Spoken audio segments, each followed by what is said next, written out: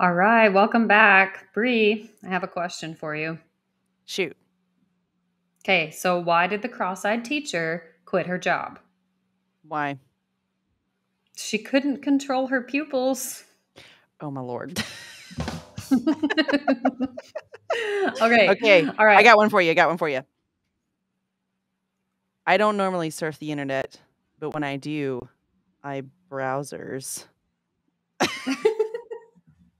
All right, this is good. All right, I've got one more. Okay. Sometimes when I close my eyes like this, Mm-hmm. I can't see. I can't see Or was anything. it more like this one? That one might have been a not so good joke. I'm sorry. All right. Okay. Well, all right. The bone doctor and the eye doctor were telling each other jokes. The bone doctor's jokes were humorous, but the eye doctor's jokes were cornea. I can't decide. This one and this one.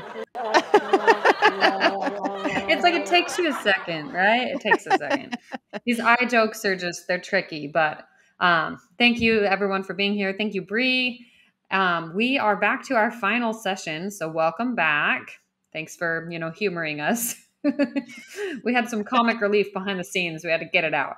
That's right. We are here to hear from our two speakers that are presenting in our final session, and they're going to be explaining the uveal melanoma genetics. So Dr. Jamie Jessen and Dr. Basil Williams are going to be presenting together, and we are thrilled to have them here. So let me go ahead and introduce Dr. Jamie Jessen. She's obtained a Bachelor of Science in Biology from York University and a Master's in Genetic Counseling from Newcastle University, Australia. Jamie has earned certification from both Canadian Association of Genetic Counselors and the American Board of Genetic Counseling. A counselor providing patients and families with the information that they require to make informed decisions.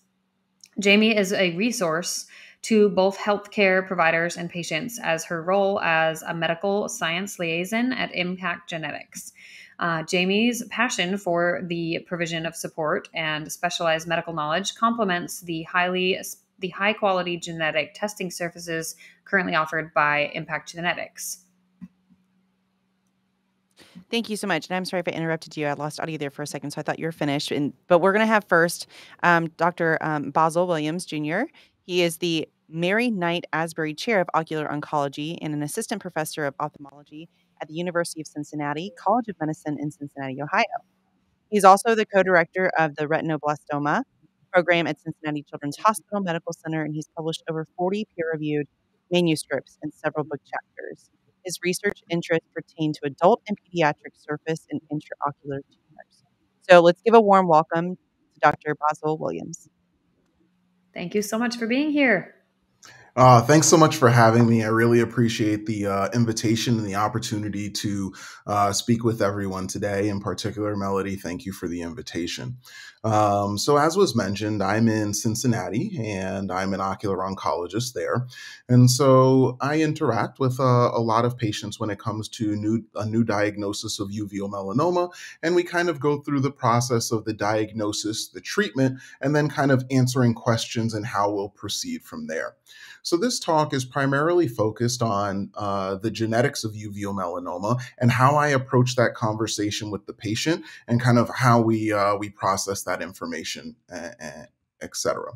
So this is how we present it in the ophthalmology world. We talk about uveal melanoma. It's the most common primary malignancy, even though it is quite rare in the US, being only about 5 to 6 cases per million. The median age is about 60, and we'll come back to that a little bit later. And many patients are asymptomatic, and so this can be a very difficult time as a lot of patients go in to see their optometrist for a regular glasses check, and then they're noted to have something in the eye, and then pretty quickly they end up getting referred to me. Other times there is a vision change, and sometimes people know it's a little bit concerning, and sometimes people think that it's just age or the need for new glasses or possibly cataracts. And so we know that uveal melanoma is predominantly found in the choroid, way in the back part of the eye, but it can be found in the ciliary body and iris as well. And so we then go into treatment options when I see the patient after we've already made the diagnosis of uveal melanoma, and we kind of let them know that there's a wide range of things that can be done. Now, primarily in the US, plaque radiotherapy is the most common option, and radiotherapy in general throughout the world is what's used to treat about 95% of these tumors. So that includes plaque radiotherapy, proton beam radiotherapy, stereotactic, and other things. Whereas eye removal is usually reserved for patients with very, very large lesions, especially when there's already effects on the vision. So patients want to know, well, if we're choosing these options, usually there's, a group of patients that says, I want the eye out immediately because I think that's going to get rid of disease best. And then there are other patients that say, I really want to do whatever I can to keep my eye for obvious reasons. And so ocular oncologists and ophthalmologists that are treating this, we feel pretty good about local control. We know that with either plaque radiotherapy or with proton beam treatment, we're able to successfully kill the tumor in 95% of cases, which does mean there's about a 5% lifetime risk of the tumor coming back. And so when patients hear this, they at least feel more comfortable with the local treatment, with the globe sparing treatment, or the opportunity to keep the eye in these scenarios. But then patients also want to know, well, what about the risk of metastasis or spread to other parts of the body? So again, even though the primary cure rate locally is about 95%, we know that up to 50% of people can develop metastasis by 10 years. And so when patients hear this information, it obviously can be a bit concerning. And we know that the locations most commonly affected are the liver, and followed by the lungs, and then a few other locations. And so patients wonder at that time, well, what does this mean for other parts of my body? Many patients have not had any other disease and therefore have not had other parts of their body imaged at this time. And so we let them know truthfully that only about 3% of people have detectable disease elsewhere at the time of diagnosis, basically meaning the vast majority of patients do not have cancer in any other parts of their body, and the eye is the only location. Well, so patients obviously want to have the scans done of the rest of their body to make sure that nothing is going on at that point. But then comes the next question. If there's a really good chance that the tumor is cured with local radiation or with eye removal, and if I don't have any detectable signs of metastasis at this point, why would there be a chance of metastasis down the road?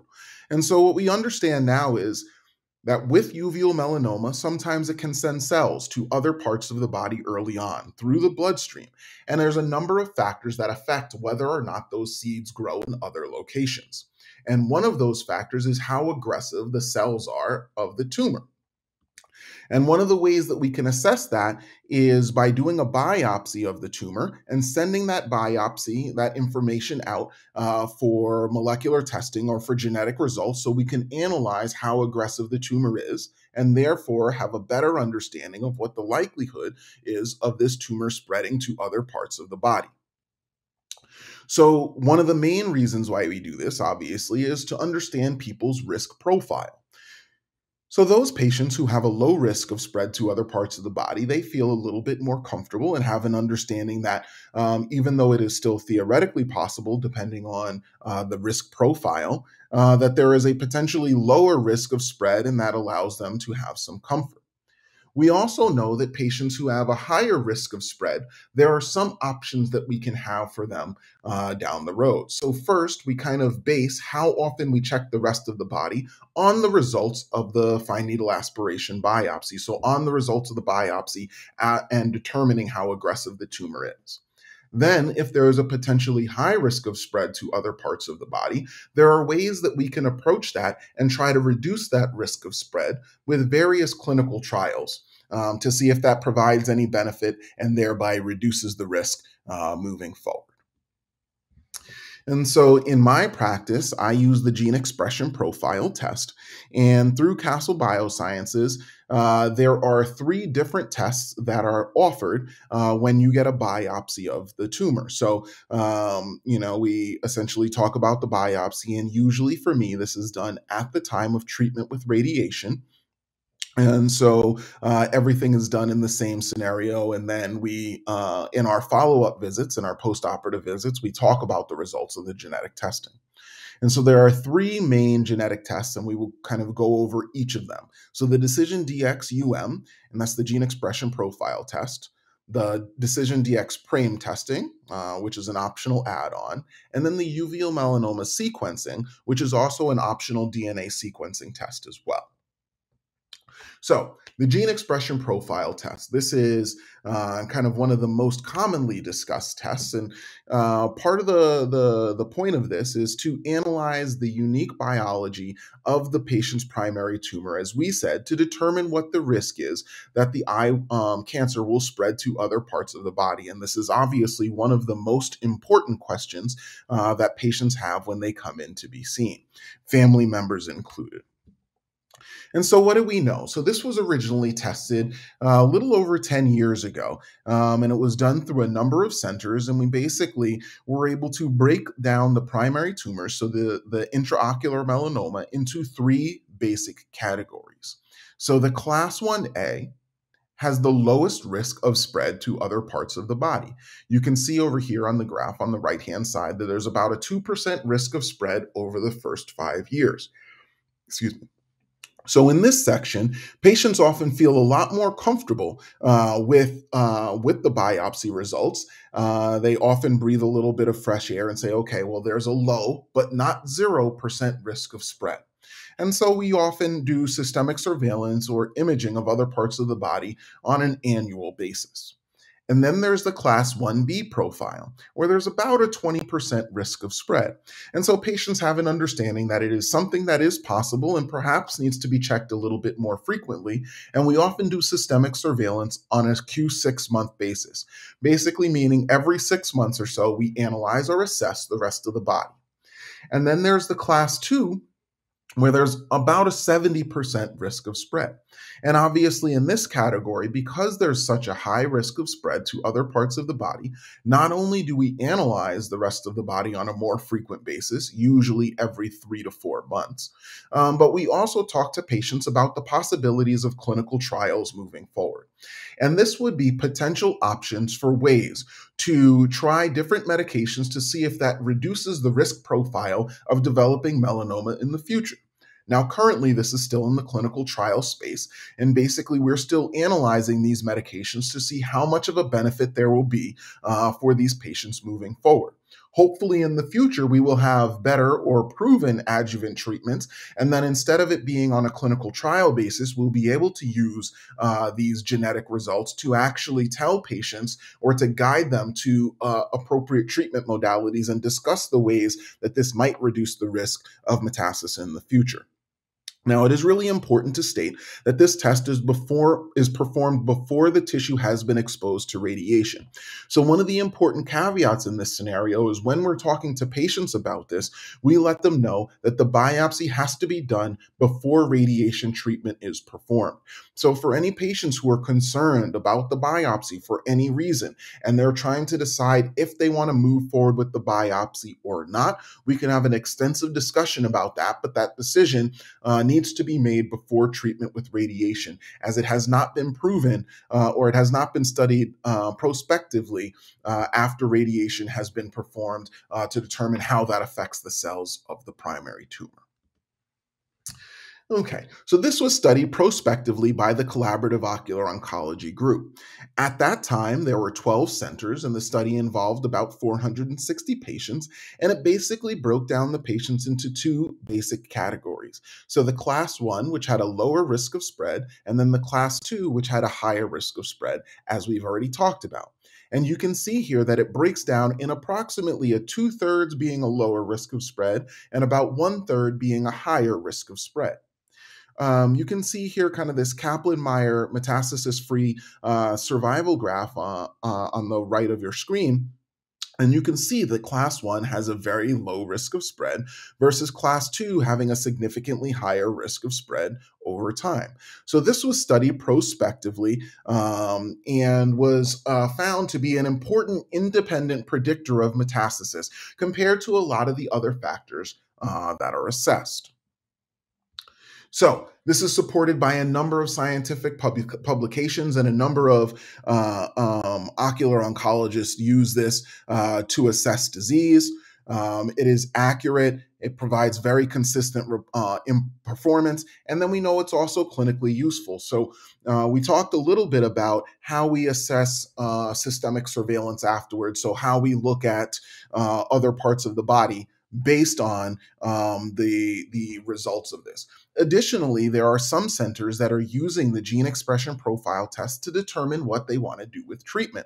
So when you have a slam dunk, easy diagnosis of melanoma, that conversation is a little bit more straightforward. However, not all melanomas are very obvious. Sometimes it's kind of on the border between a nevus, or a mole essentially, or whether or not it's a melanoma.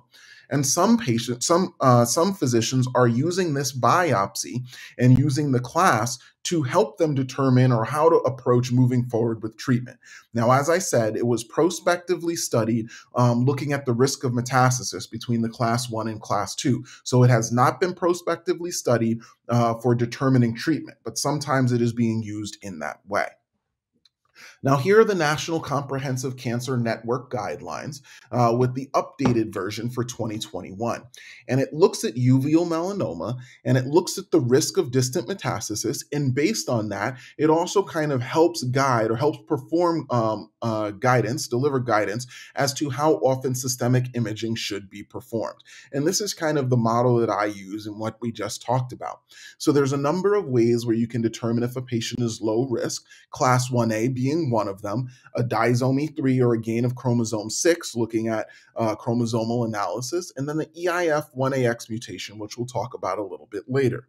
The medium risk being class 1B, and then the high risk being a class 2. And their recommendations are kind of what I essentially follow, with the low risk getting evaluated once a year, the medium risk being every 6 months, and then the high risk can, be anywhere between any 3 to 6 months. And that depends on the patient. It depends on our medical oncologist, and it depends on the patient's primary doctor as well. Okay, so what about patients and their perspectives towards gene expression profile testing? Now, 90% of patients were surveyed, and they wanted information at diagnosis. And this is something that we presented at ARVO recently. And of the surveyed patients, 99% reported that they gained value from their test results. This is actually quite interesting because it is not only the patients who have a low risk of spread where they feel a little bit more comfortable, but it also involved patients who had a higher risk of spread in that class 2 category. They actually felt like they had relief from uncertainty. They were able to plan things better, and they felt more involved in their care in terms of deciding their systemic surveillance pattern and deciding what to do about clinical trials moving forward. So it seems to be something that actually benefits patients of all stages or gene expression profile classes, whether they're at low risk or higher risk of spread. So what about the optional PRAME testing? So this is something that has become more in vogue lately, and we understand that PRAME is associated with a higher risk of metastasis. It helps us differentiate a little bit the class 1 patients, and it also lets us know for the class 2 patients, if they're PRAME positive, they're more likely to develop metastasis at an earlier stage. And so we don't truly understand the differentiation of PRAME just yet. We know that it plays a role in each of these groups, but this has not been prospectively studied at this time. But that is something that is ongoing now, and I'll talk about that in just a second. So what about optional DNA testing? So we know that you have melanocytes. They're basically pigmented cells. And in order for that to turn into a nevus, or the precursor of a melanoma, there are certain mutations that need to develop, these G protein mutations that are here. So we're looking at those in the sequencing test. And then there are 3 different mutations that can happen, with the EIF1AX leading often to a class 1A, an SF3B1 often leading to a class 1B, and then a BAT1 often leading to a class 2 tumor.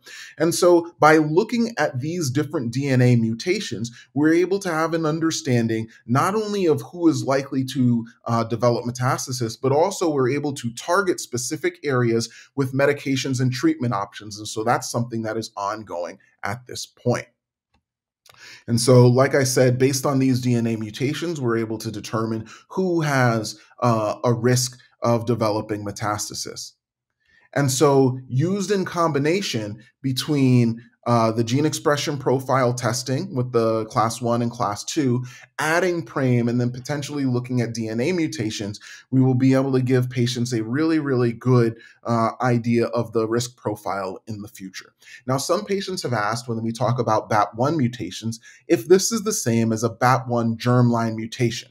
And in fact, what we're talking about so far is just in the tumor.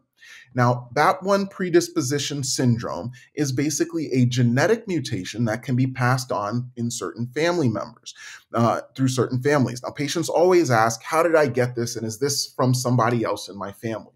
So one of the conversations that we have is there anyone in the family who has a history of ocular melanoma? And sometimes I even ask if anyone's eye has been removed, because not everyone knows the full family history. We talk about skin melanoma, we talk about lung cancer, and we talk about kidney cancer. And what we realize is that if there are family members with these other types of cancer, there's a possibility that they actually have a genetic mutation in the blood, so throughout the body, that potentially increases the risk of developing melanoma inside the eye. This is found in only 2 to 3% of uveal melanoma patients. And this, like I said, is different than when you find a BAP1 mutation that's in the eye, which increases your risk of metastasis. So when you have this in the blood, it is something that you need to be checked for other potential cancers, and it's separate from the biopsy of the tumor itself. So the next step of the Collaborative Ocular Oncology Group is looking at PRAME validation as an independent prognostic predictor of metastasis and looking at these DNA mutations that we just talked about. So we've already stopped enrollment in this trial, and we have over 1,700 patients throughout a number of centers, greater than 25 centers in the US and Canada. And the goal is to establish the best combination of biomarkers so we can evaluate patients on an individual basis and basically get good precision medicine. So I'd like to thank you for listening to my talk, and I'd be happy to entertain any questions after Dr. Jensen gives her presentation. Thanks so much. All right. Well, thank you so much, Dr. Basil Williams, for being here. And next up, we have Jamie Jessen, who is our genetic counselor. So we're going to go ahead and say goodbye to Dr. Williams for a moment and just throw it back over to you. Go ahead, Jamie. Hello, thank you very much again for the opportunity. I hope my slides are up. I think I just share my screen, or do I just go through it? You're going to need to go over to your slides and or to Restream and hit share your slides first, share your screen, and then pull them to full screen and you'll be ready to go. Okay. Can everybody see this? Just want to make sure. Yes, we should be good. It looks like I see your full presentation. How is that? That's even better. Okay, thank you. Sorry, everyone. I am not tech savvy, so thank you very much again for the opportunity. I think I may have met a few of you throughout the years, but this has always been one of my favorite meetings, so thanks for the opportunity to speak. I'm going to talk a little bit about genetics. I think Dr. Williams did such an excellent job. I'm just going to go over a little bit about sort of the differences for the impact genetic test. Some of you may have had our test and some of the changes we've made. And then I'm going to just take the last bit of the presentation to talk a little bit about grief. I'm going to put my genetic counselor hat on, just because I know that talking with patients throughout the years, I thought it would be important to sort of touch on some topics that you might want to keep in mind as you move through your journey.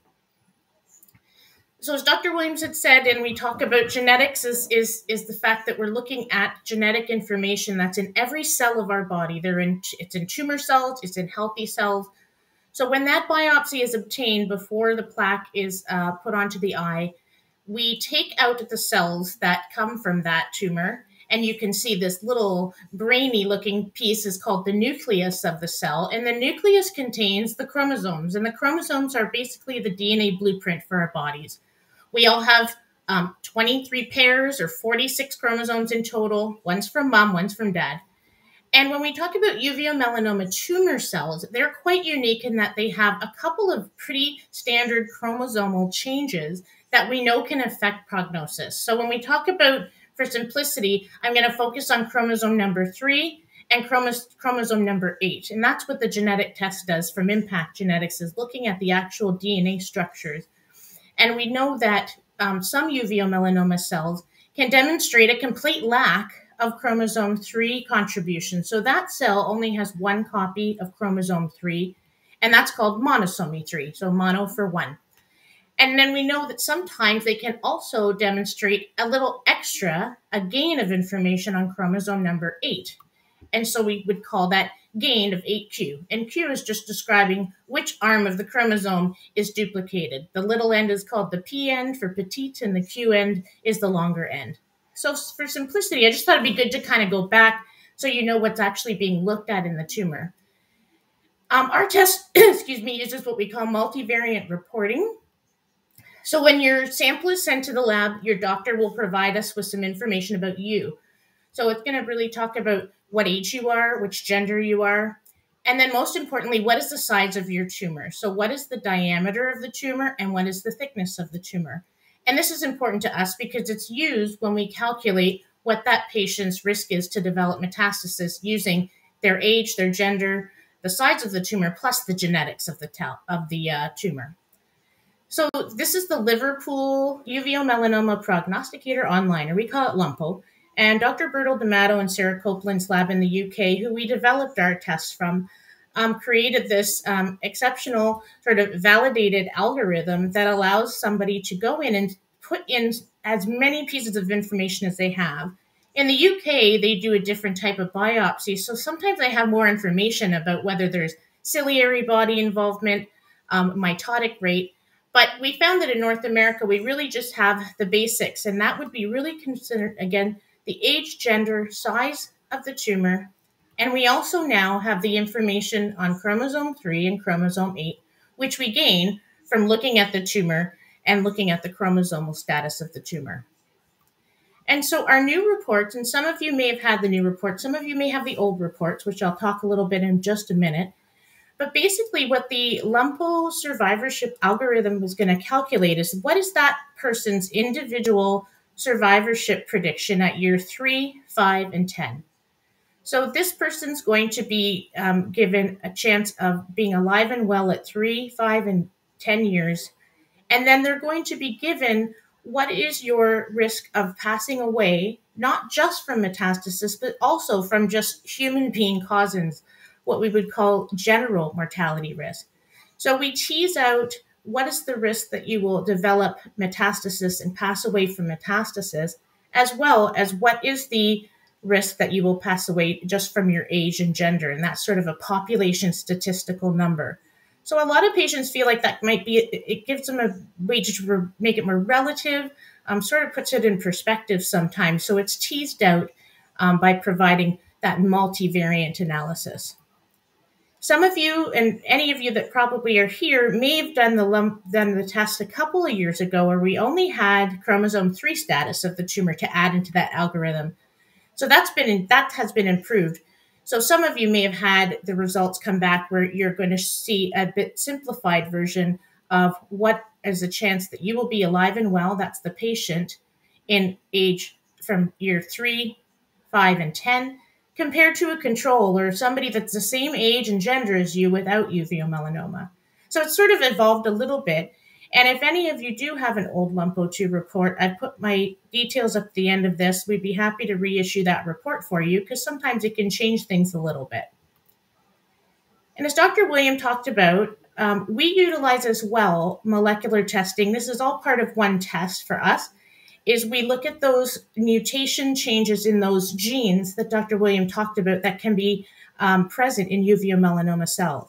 So these, again, are mutations in these genes. Genes are the small set of instructions that are enclosed within that chromosome. So normal healthy cells will not have mutations in these genes. They typically are only in tumor cells. And in uveal melanoma cells, about 95% of them will have a variation or a change, or actually specific changes that we know about, in the code of one of those 4 genes, or one or two of those genes. And in our test, what we're using that for is to confirm that the tumor was tested. And when we talk about that, lots of the studies will tell you that a tumor is what we call heterogeneous. Hetero means different. So there are some healthy cells in there. There are maybe some more aggressive cells in there. I would argue the North American doctors are experts at biopsy and that they typically are extremely skilled at obtaining that tumor. But if you did grab healthy cells, let's say from around the tumor, you're expecting that healthy cell to have all normal chromosomes, and they would have normal codes in those genes. However, tumor cells, they can have normal chromosomes, and many do, and they're considered sort of a lower risk, but 95% of them will have a mutation in one of those genes. So by looking at a tumor cell that is showing normal chromosomes with a mutation in one of those genes, we can safely say, yes, this is good news and it is representative of a tumor cell. Again, there are a small percentage, this is not 100%, of tumor cells that will have normal chromosome and normal genes. Doesn't mean that isn't representative of your tumor, but the doctors that we work with and some of the patients like that as a last step for confirmation, and that's included in the test. So this is a little picture of one of the reports where that EIF1AX mutation that was identified was extremely helpful. This is a case where we didn't have enough DNA to look at chromosome 8, 6, and 1, but we typically do have enough to at least rule out chromosome 3. And in this case, it was a good, healthy two-copy chromosome 3 with a mutation and representative of a tumor. So if you see our website, we've got this sort of graphic up.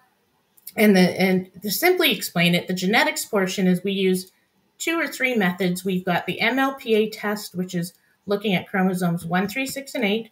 We also use microsatellite analysis, or MSA. That's for chromosome 3 only. We will do both if we have enough DNA, but MSA can often be really helpful when there's not enough DNA to perform everything. And we do the GNAQ, GNA11, and other gene sequencing for the chromosomally normal samples. We do save any DNA that is left over, however. So some patients have asked us to go back and check these genes for whatever that might be, a clinical trial inclusion, and we can go back and do that if there is enough DNA. So again, we take that chromosome information, age and gender of the patient, size of the tumor, and issue an individualized survivorship report. So you've got your algorithm calculation and the raw data up on top. One thing that we did develop with my team, we are owned by LabCorp, and one of my colleague companies, Integrated Genetics, we decided to create a dedicated program so that patients could review the results of often these complex reports with a certified genetic counselor over the phone. And it's a free service. It is provided as part of the test. And it's something that can be booked either by the patient, or if anybody on this call thinks they might like to go back and review what they had or maybe get their report updated, I'd be happy to set you up. But it's we are doing some studies to measure whether patients appreciate this, and measuring that is showing us that we are doing a good job for our patients. So I'm just going to switch gears here. I'm going to take the genetics out and just sort of end by talking a little bit about grief. And I know that the patients I've met over the years, whether you have a good prognosis, poor prognosis, nothing is 100%. There is a lot of uncertainty left with genetic testing, no matter which test you do. And I know that we've talked over the years about grief, and I just wanted to talk a little bit about that and talk about what conventional grief, where you kind of really think about grieving with somebody's death. That's sort of the most common way to describe grief. The definition of grief, again, is defined as a natural response. I think that's important to remember. It's natural response to any loss. And that can include physical, cognitive, emotional, behavioral, and spiritual types of responses. Here is some of the symptoms that you can think about with grief. And I mean, all of us can probably just relate to a lot of these things just with COVID. But I think it's just good to think about the fact that grief is not just one symptom. It can be a combination. They come and go, but it's something that I'm sure a lot of us can relate to. But for uveal melanoma patients, I think it's a little bit different. And this Kubler-Ross grief cycle, this is what we've all trained on, and talking about these 5 stages of grief: the denial, and then followed by anger, and then a bargaining phase, where if you kind of think about, if I did this, maybe things will be different, often followed by depression and then eventual acceptance. And everyone had sort of thought this is a linear pattern. But, now that we've done lots more research, we know that this is not the case. People go back and forth, skip steps, go back. And we know that really at the end, the cycle can often look more like this. So it's something to be expected. Grief is not something you can unfortunately skip through, but you often do go back and forth. You may spend longer in one stage than the other, and that might get shorter, but know that it's not a linear path. So again, this Kubler-Ross stages is thought to be maybe a little bit hopeful, I guess, that you would go in through a linear fashion and that it's actually integrated into your life. It's a long-term experience. People do flip-flop back and forth. And the hope is that it'll go from being on the forefront of your mind to somewhat in the background, but never truly gone. So this concept of disenfranchised grief, I kind of sat with because I think I've experienced it myself with, some infertility struggles I've had and losses and things that, weren't necessarily really recognized as something that was acknowledged as something that could be publicly mourned. So it's described as a kind of grief that's precipitated by a loss that cannot be socially sanctioned, openly acknowledged, or publicly mourned. And I think it's important to remember a cancer diagnosis and treatment, and especially uveal melanoma, where it's fast, it's furious, it can be a big loss in itself, even if it's fully cured.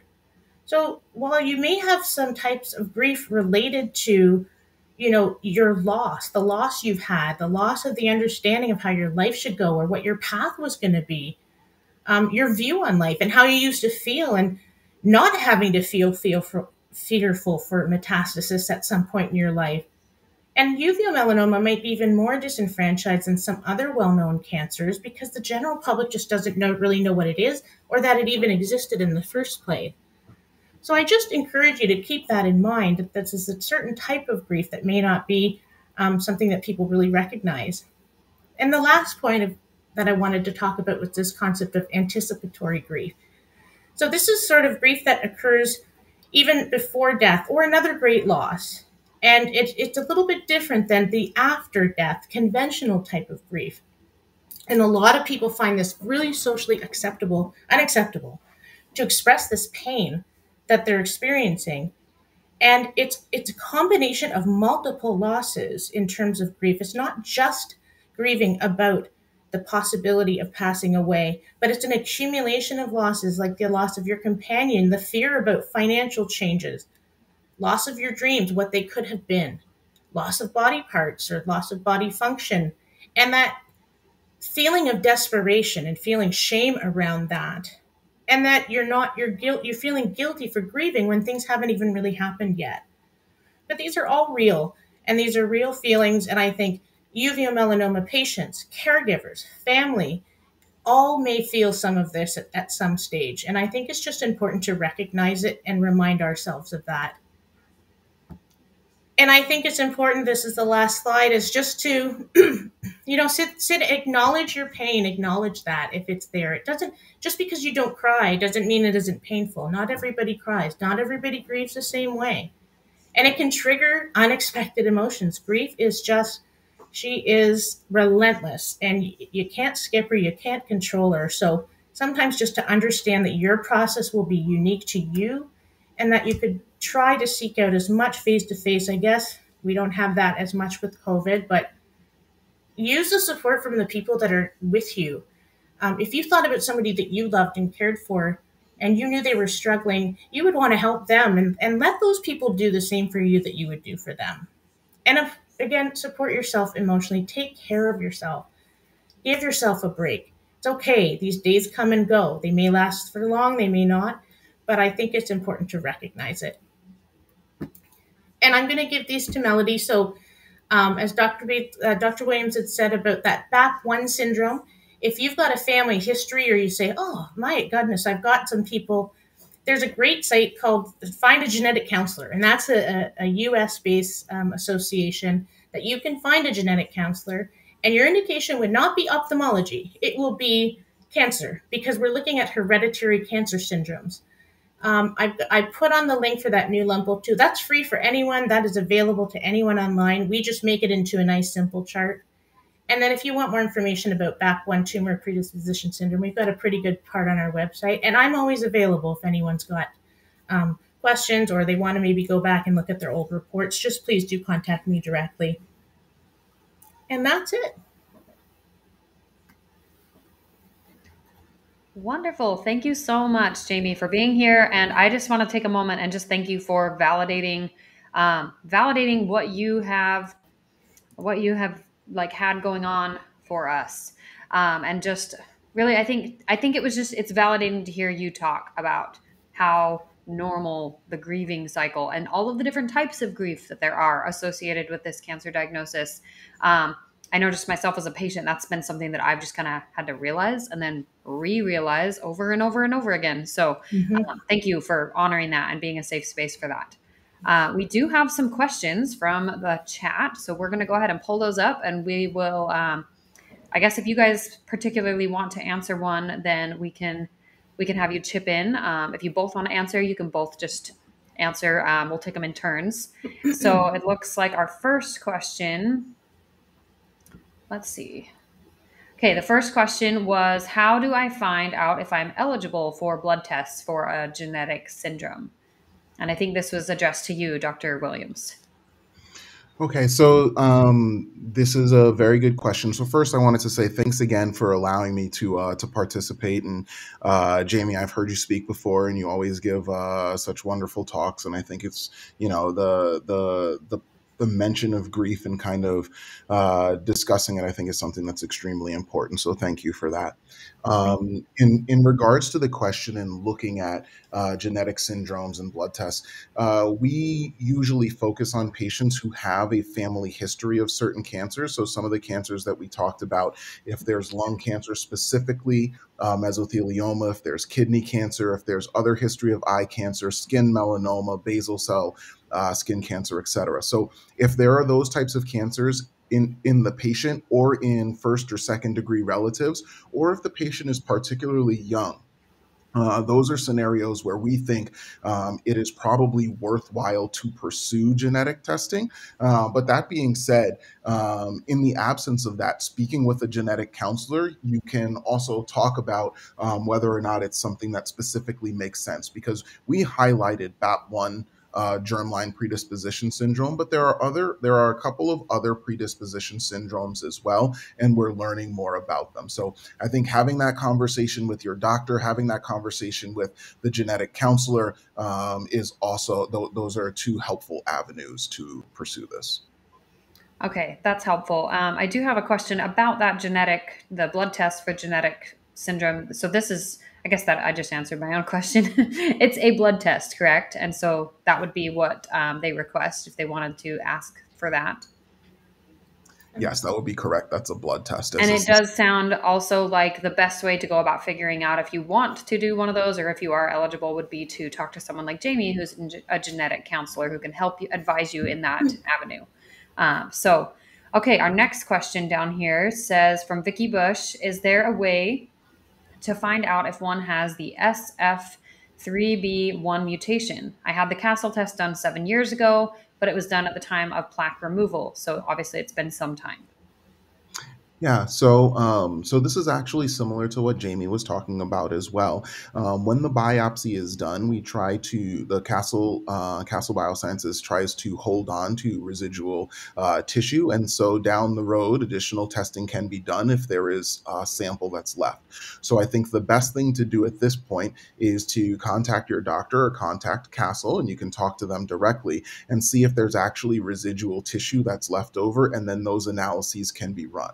Obviously, if there's no residual tissue, then you won't be able to find that. Would totally be a valid question. And it looks like Kat Alcina from Castle actually dropped a chat response here. And she said to go ahead and if they do have tumor tissue available left, just make sure, contact Castle, contact them, and they will get back to you. They're very easy to work with, very quick to respond. So our next question says, how does prognostic testing affect your clinical decision making?